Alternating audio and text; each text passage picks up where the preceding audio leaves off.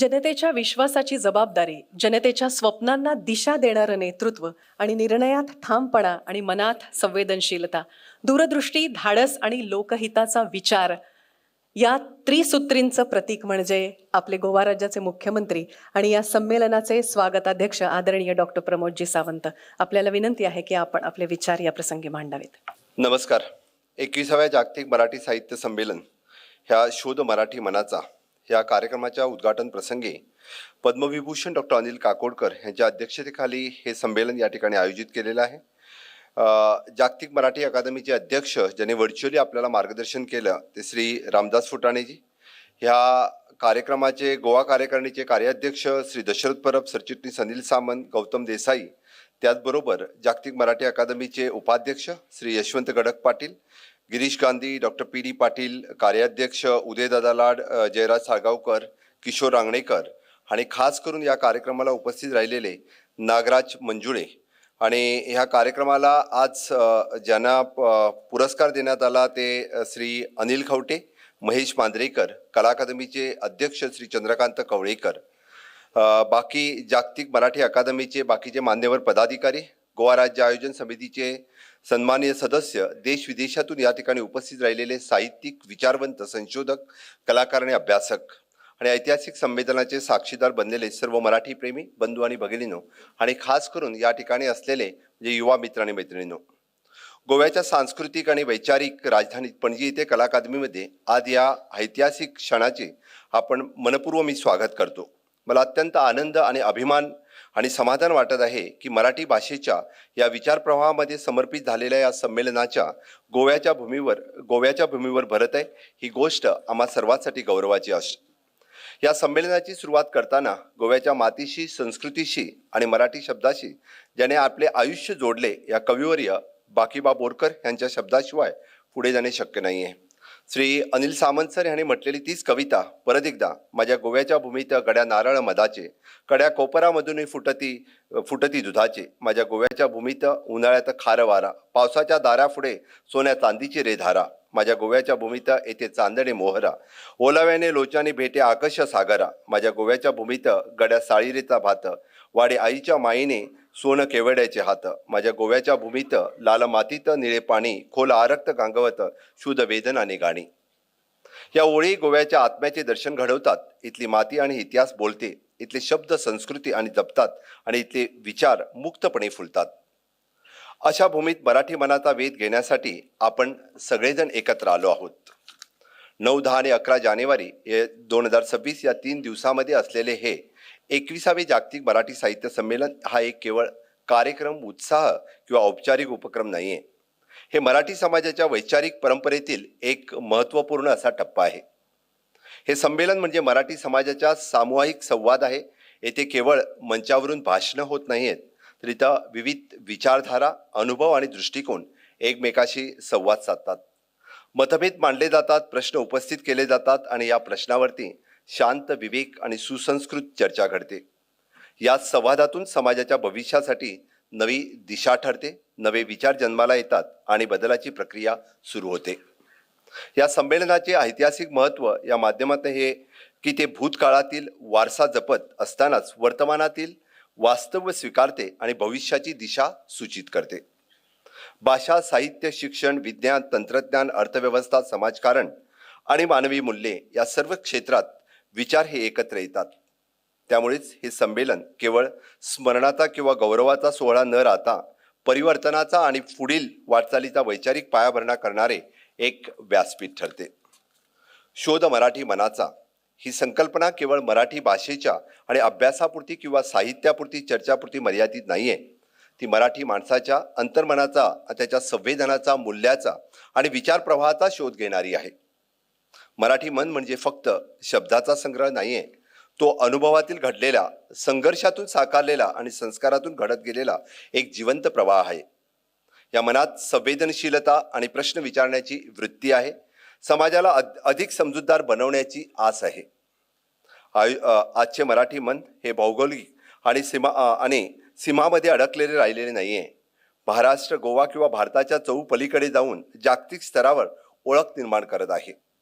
जगाच्या विविध कोपऱ्यात कार्यरत असलेले मराठी लोक शिक्षण, संशोधन, उद्योजक, प्रशासन, कला, तंत्रज्ञान, सामाजिक कार्य आणि विविध क्षेत्रात आपल्या अनुभवातून मराठी विश्वविचार हे समृद्ध करत आहेत. त्यांच्याच यशगाथा, अपयश, संघर्ष, शिकवण या सर्वांचा ठसा मराठी मनावर उमटत आहे. या संमेलनातून आजच्या या जागतिक मराठी मनाचा शोध घेतला जात आहे. परंपरेतील रुजलेले आणि आधुनिकतेकडे पाहणारे, मूल्यांना जपणारे पण नव्या संकल्पनांना खुले आकारलेले, स्थानिक ओळख टिकवून ठेवत जागतिक दृष्टिकोन स्वीकारणारे असे हे मराठी मन अधिक स्पष्टपणे समोर येते.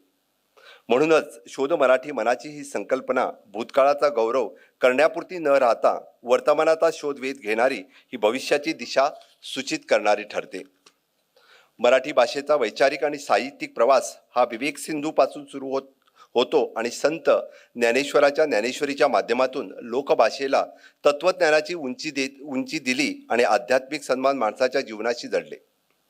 संस्कृत सारख्या अभिजात भाषेतील विचार मराठीत आणून आणि भाषा केवळ संवादाचे साधन न ठेवता ज्ञानप्रसाराचे प्रभावी माध्यम बनले. त्यामुळेच मराठी भाषेला आत्मविश्वास मिळाला आणि तिच्या वैचारिक परंपरेची भक्कम पायाभरणी झाली. यानंतर संत नामदेव, एकनाथ आणि संत तुकाराम ह्याने मराठी भाषेतून भक्ती, समता आणि मानवतेचा संदेश समाजाच्या प्रत्येक थरापर्यंत पोहोचवला.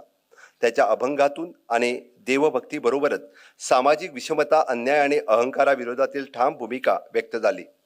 या संतांनी मराठी भाषेला केवळ अध्यात्माचीच नव्हे तर एक सामाजिक जाणीवेची आणि मानवी मूल्याची भाषा बनवली. पुढील काळात मराठी भाषेचा प्रवास या आधुनिकतेकडे वळतो. समाज सुधारकांनी आणि विचारवंतांनी मराठीचा उपयोग प्रबोधनासाठी, परिवर्तनासाठी आणि सामाजिक जागृतीसाठी केला. स्त्री पुरुष समता, शिक्षण, विज्ञानासाठी स्वातंत्र्य, लोकशाहीची मूल्ये यासारख्या विषयावर मराठी साहित्यातून सखोल मांडणी झाली. आधुनिक साहित्यातून कादंबरी, नाटक, कविता आणि निबंधाच्या माध्यमातून बदलत्या समाजाचे वास्तव मांडले आणि मराठी साहित्याला व्यापक जागतिक दृष्टिकोन दिला. संत परंपरेपासून आधुनिक साहित्यापर्यंत अखंड प्रवासामध्ये मराठी भाषा केवळ भूतकाळाचा वारसा न राहता सतत नव्याने घडत जाणारी, प्रश्न विचारणारी आणि भविष्याकडे वाटचाल करणारी जिवंत भाषा बनली. मराठी ही केवळ लेखकाची, कवीची किंवा विद्वानाची भाषा नाही, ती सामान्य माणसाच्या जगण्यातून, श्रमातून आणि अनुभवातून घडलेली भाषा आहे. शेतकऱ्याच्या शेतात उमलणारे शब्द, शिक्षकाच्या वर्गात घडणारे विचार, कामगाराच्या कष्टातून निर्माण होणारी संवेदना आणि प्रशासकाच्या निर्णयातून उमटणारी जबाबदारी, या सर्वांना मराठी भाषेला सतत नवे रूप दिले. मराठी ही बोललेली, जगली आणि अनुभवली जाणारी भाषा आहे.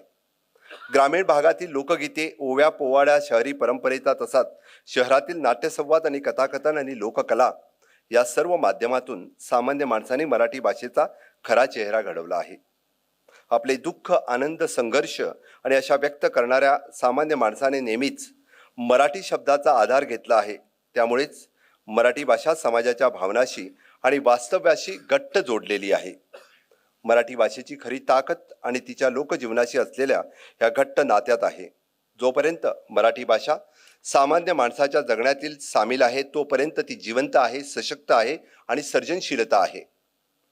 गोव्याने मराठी साहित्य आणि रंगभूमीच्या इतिहासात अतिशय महत्त्व आणि वैशिष्ट्यपूर्ण योगदान दिलेले आहे. भौगोलिकदृष्ट्या छोटा असला तरी सांस्कृतिकदृष्ट्या समृद्ध असलेला गोवा नेहमीच बहुभाषिक आणि बहुसांस्कृतिक आणि सर्जनशीलतेचा विचार करणारा पोषक असा प्रदेश राहिला आहे. या वातावरणात मराठी भाषेने साहित्य, नाटक आणि लोककलेच्या माध्यमातून आपली स्वतंत्र आणि ठळक अशी ओळख निर्माण केली आहे. बाबा बोरकर यांच्या आपल्या कवितेतून गोव्याच्या निसर्गाची सौंदर्य आणि माणसाच्या भावना आणि भूमीच्या सांस्कृतिक मराठी भाषेच्या अत्यंत संवेदनशील मांडली आहे. लक्ष्मणराव सरदेसाई यांनी काव्य आणि चिंतनात्मक लेखनातून गोव्याच्या सामाजिक वास्तव्याला आणि सांस्कृतिक आत्म्याला शब्दरूप दिले आहे. रवींद्र केळकर यांनी साहित्य निर्मितीच केली नाही तर भाषाविषयक विचार, सांस्कृतिक आणि समाज जीवनावर यावर सखोल असे चिंतन आणि मराठी आणि कोकणी भाषेच्या समृद्ध परंपरेला वैचारिक अधिष्ठान दिले आहे. गोव्याच्या नाट्य परंपरा देखील खूप मराठी रंगभूमी महत्त्वाची ठरली आहे. लोकनाट्य असेल, संगीत नाट्य असेल, आधुनिक रंगभूमी, प्रयोगशालिक नाट्यप्रयोग यामधून गोव्यातील कलाकारांनी मराठी रंगभूमी हे नवे विषय, नवी मांडणी आणि नवी ऊर्जा दिली आहे. राष्ट्रीय शैक्षणिक धोरण 2020 हे शिक्षण व्यवस्थेत मूलगामी परिवर्तन घडवणारे धोरण आहे. या धोरणाने मातृभाषेच्या शिक्षणाला विशेष महत्त्व देत बालकांची बौद्धिक, भावनिक आणि सर्जनशील विकासाला नवे बळ दिले आहे. मातृभाषेतून शिक्षण घेतलेले विचार अधिक स्पष्ट होतात, संकल्पना खोलवर समाजात आणि आत्मसात करण्याची प्रक्रिया सुलभ होते. मातृभाषेतून शिक्षण म्हणजे केवळ भाषेचा आग्रह नव्हे, तर सशक्त विचाराच्या आणि आत्मविश्वासपूर्ण पिढ्यांची पायाभरणीच आहे. मराठी आणि कोकणीसारख्या भाषांमधून विज्ञान, तंत्रज्ञान आणि आधुनिक ज्ञान दिले गेले तर शिक्षण अधिक समावेशक आणि परिणामकारक ठरेल. राष्ट्रीय शिक्षक धोरण 2020च्या माध्यमातून मातृभाषेला मिळालेली ही संधी आपण सर्वांना एकत्रपणे साध्य केली पाहिजे. आजची तरुण पिढी ही तंत्रज्ञानाशिवाय सहज संवाद साधणारी, नवकल्पनांना खुलेपणे स्वीकारणारी आणि जागतिक स्तरावर स्पर्धा करण्याची क्षमता असलेली आहे. डिजिटल माध्यम, डेटा सायन्स, कृत्रिम बुद्धिमत्ता आणि मशीन लर्निंग यासारख्या क्षेत्रात तरुणांनी उल्लेखनीय कामगिरी केली आहे. या प्रगतीचा लाभ आपल्या भाषांना मिळणे ही आजची अत्यंत महत्त्वाची गरज आहे.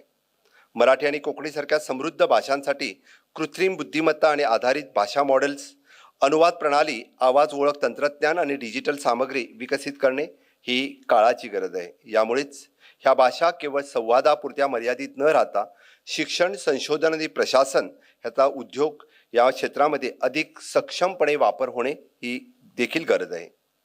मी या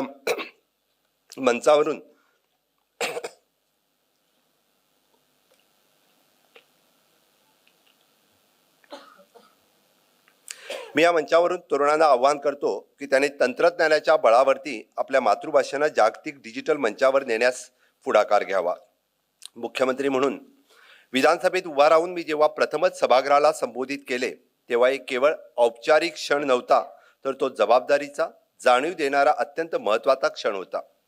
त्यावेळी माझ्या भाषणाची सुरुवात ही आकडेवारीने, योजनांनी किंवा धोरणाच्या घोषणांनी करण्याऐवजी मी जाणीवपूर्वक विचारापासून सुरुवात करण्याचा निर्णय घेतला.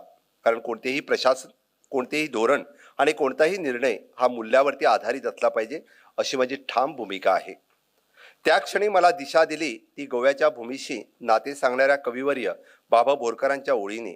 देखणी ती जीवने जी तृप्तीने तीर्थोदके. या ओळी माझ्यासाठी केवळ एक साहित्यिक सौंदर्य नव्हत्या, तर जीवनाच्या दृष्टीने संदेश होत्या.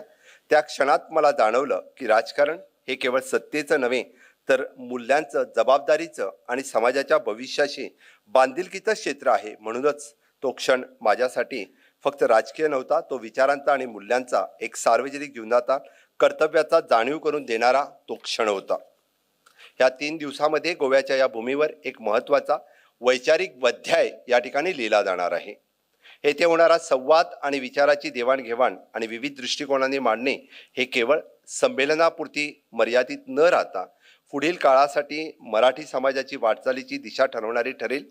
या संमेलनातून नवे विचार जन्माला येतील, नवे दृष्टिकोन आकारले यावेत, समाजाला अधिक समजूतदार आणि अधिक संवेदनशील, अधिक समावेशक बनवू आणि मराठी भाषा ही काळाच्या प्रवाहात अधिक सक्षम, समृद्ध आणि हीच मनपूर्वक माझी खूप खूप शुभेच्छा. या भव्य आणि अर्थपूर्ण संमेलनाच्या यशासाठी ज्याने अथक परिश्रम घेतले त्या आयोजकांसाठी, संमेलन समितीचे सर्व सदस्य, मान्यवरांचे वक्ते, अभ्यासक, स्वयंसेवक व दूरदूरहून आलेले हे मराठी प्रेमी या सर्वांचा मी खरोखरच मनापासून खूप खूप अभिनंदन करतो. मला अभिमान आहे की हे संमेलन आपल्या गोव्यातल्या ह्या मांडवीच्या तीरावरती कला अकादमीमध्ये होत आहे आणि आपण वेगवेगळ्या ठिकाणीवरून, खास करून जागतिक मराठी साहित्य संमेलनाचे सगळे मान्यवर आज स्टेजवरती उपस्थित आहेत. डॉक्टर अनिल काकोडकर जे शास्त्रज्ञ याने या संमेलनाचे कार्याध्यक्ष पद स्वीकारलं आणि खरोखरच येत्या 3 दिवसामध्ये गोव्यामध्ये मराठी युवकांच्यासाठी, गोव्यातील युवकांसाठी हे एक विचार एक मला वाटतं की जागतिक मराठी अकादमीच्या वतीने हे दिलेलं खरोखरच शोध मराठी मनाचा हा एक नक्कीच मेजवानी ठरेल असं मी म्हणेन. पुनश्च तुम्हा आपल्या सर्वांना मी शुभेच्छा देतो. जय हिंद, जय गोमंतक.